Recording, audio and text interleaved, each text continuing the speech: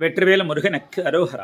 ఇవాళ మనం మాట్లాడుకునేటటువంటి చక్కని మాట ఏంటంటే, రాశి మనది కాకపోయినా వాసి మనదై ఉండాలి అనేటటువంటి మాట.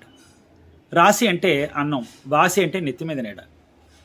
నాకు ఇప్పుడు ఆకలిగా ఉందండి, ఇప్పుడు అన్నం పెడతారా అన్నారనుకో, ఒక పూట ఏమిటి, శుభ్రంగా 2 రోజులైనా 3 రోజులైనా పెడతారు. ఎందుకంటే మనం పెట్టింది మన పాలు, మనం తిన్నది మట్టి పాలు, ఒకళ్ళకి పెట్టింది మనకు దక్కుతుంది, అది పుణ్యం పురుషార్థం అని చెప్పి భావించి ఏం చేస్తారంటే నువ్వు శుభ్రంగా కడుపారు గుప్పుడు అన్నం పెడతారు. అంతే తప్ప నాకు ఇల్లు వాకిలి లేదు, మీ ఇంట్లో ఉంటానండి అంటే ఎవరు ఉంచుకుంటారు? చాలు చాలు వెళ్ళి అవతలకంటారు. అవునా కదా? అది అందుకే రాశి అంటే అన్నం ఎక్కడైనా ముడుతుందేమో కానీ నెత్తి మీద నేడ అంటే వాసి మాత్రం ఎక్కడా ముట్టదు. కాస్త కాళ్ళల్లో ఓపుకున్నవాడు అంటే ఒంట్లో ఓపుకున్నప్పుడే రూపాయి కూడ తీసుకుని రాశి మనది కాకపోయినా పర్వాలేదర్రా, వాసి మాత్రం మనది ఏర్పాటు చేసుకుంటారా అని చెప్పి మన పెద్దవాళ్ళు మనకి హితబోధ చేస్తున్నారన్నమాట.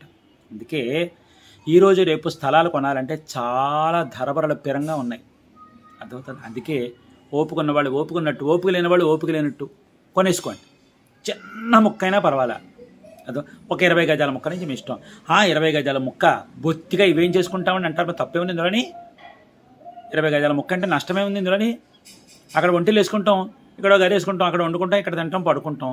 మన ఇల్లు అనుకో మనం ఎలా దొరిలేసినా పర్వాలేదు, మనది అని అనిపించుకోవాలి. 4 పక్కల 4 రేకులు నెత్తి మీద రేకు పడేసామనుకో అలా పడి ఉంటుంది. కలుగునేది ఏదో పతన మీద తింటాం. మన ఇంట్లో మనం ఏం తిన్నా పర్వాలేదు, ఎలా దొరికినా పర్వాలేదు. రేపొద్దున కాలు చేయకూడదు తీసుకున్న తర్వాత ఇంతకంటే పెద్ద స్థలము తీసుకోవచ్చు, లేకపోతే శుభ్రంగా దీన్ని 4 పక్కల 4 గోడలు కట్టేసేసి నెత్తి మీద ఒక డాబా పడేసేసి శుభ్రంగా ఇంద్రభవనంలో కట్టుకోవచ్చు. తెలిసిందా? ఓపుకున్న వాళ్ళు ఓపుకున్నట్టు, ఓపిక లేని వాళ్ళు ఓపిక లేనట్టు చిన్న స్థలమైనా సరే తీసేసుకోండి. అర్థమవుతుందా? ఎక్కడ స్థలాలు దొరకటం లేదు.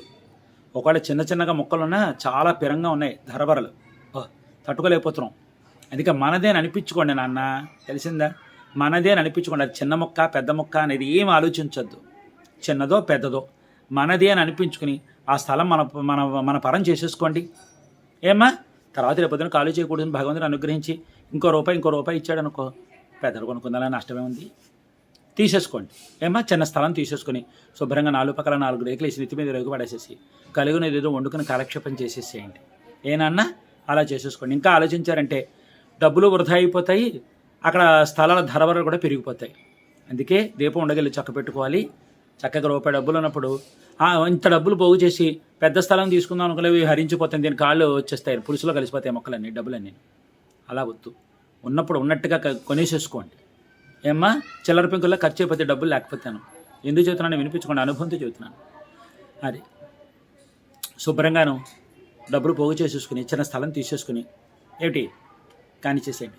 విఘ్నేశ్వరికి ఒక కొబ్బరికాయ కొట్టేసేసి మీ కులదేవతకు ఒక దండం పెట్టుకుని శుభ్రంగా ఒక కొబ్బరికాయ కొట్టి కానిచ్చేసి శంకుస్థాపన చేసి 4 పక్కల 4 రేకులు వేసి కలిగింది ఏదో తినేసేసి కాలక్షేపం చేసేసేయండి.